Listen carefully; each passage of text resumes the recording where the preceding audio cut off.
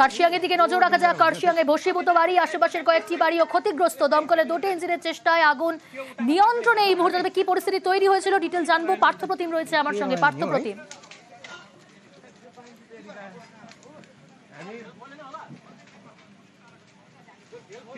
পার্থপ্রতিম শোনা যাচ্ছে?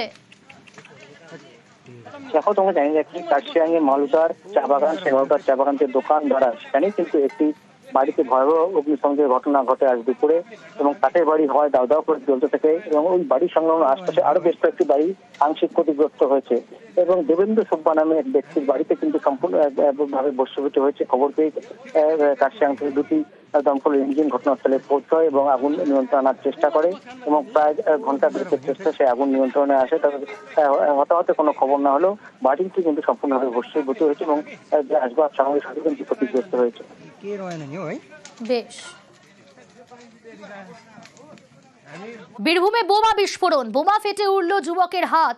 নলহাটির 12 নম্বর ওয়ার্ডে বিস্ফোরণ, জখম অবস্থায় হাসপাতালে ভর্তি যুবক। 3 জনকে গ্রেফতার করেছে পুলিশ এই ঘটনায়।